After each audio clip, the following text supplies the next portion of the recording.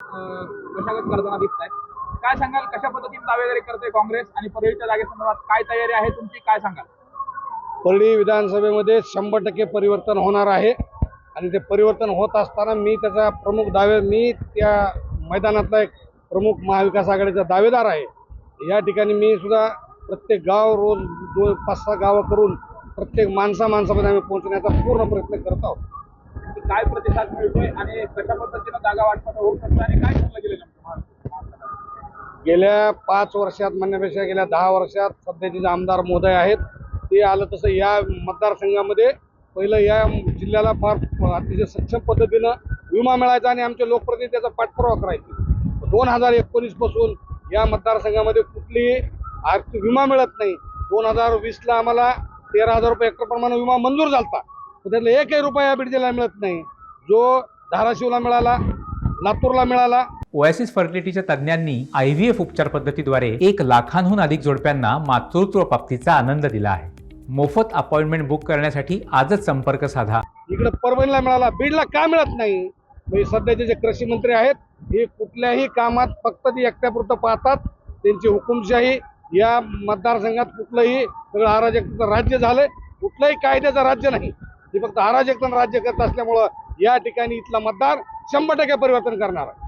नेमके कुठले मुद्दे घेऊन तुम्ही लोक? सर्वसामान्य माणसाचे असंख्य प्रश्न आहेत, कुठलाच प्रश्न सुटलेला नाही. साखर कारखान्याचे प्रश्न आहेत. आज मंत्री महोदयाने आंबा कारखाना चालवायला घेतला, 2,000 रुपये सुद्धा भाव दिला नाही. आज दुसरीकडे कारखान्याचे 2600 रुपये भाव झालेत, 2700 झालेत, आज 27.5 झाले, 2900 झालेत. रेणा कारखाना तर 2950 देतो आणि तुम्ही 2,000 सुद्धा भाव देऊ शकत नाहीत. ज्याने ऊस तोड काम पैसे देऊ शकत नाहीत, वाहन चालकाचे पैसे देऊ शकत नाहीत. प्रत्येकाला टोपी हे पैसे चाललेत कुठं? कोण पैसे हाणायला? मग या ठिकाणी सर्वसामान्य मतदार आता हताश झालेला आहे.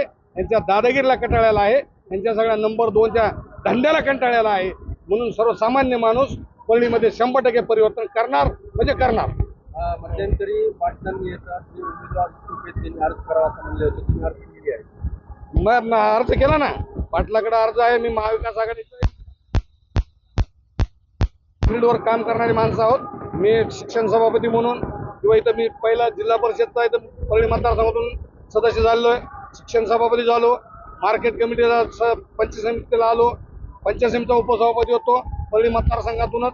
परळी मतदारसंघाचे सर्वसामान्य माणसासोबत आमची नाळ जुटलेली आहे आणि आम्ही प्रत्येक माणसाच्या सर्वसामान्य माणसाच्या कामात असल्यामुळे लोक आमच्याकडे अतिशय चांगल्या पद्धतीने लोक पाहतात.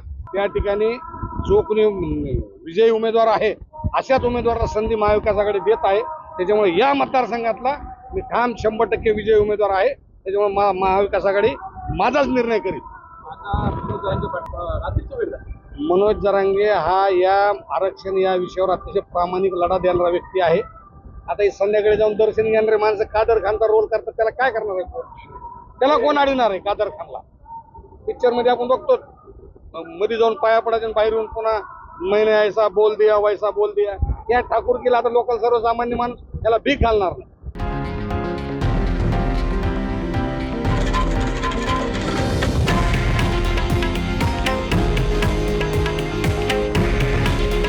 हे आहे देशातील नंबर 1 न्यूज नेटवर्क आणि आपण पाहत आहात TV9 मराठी.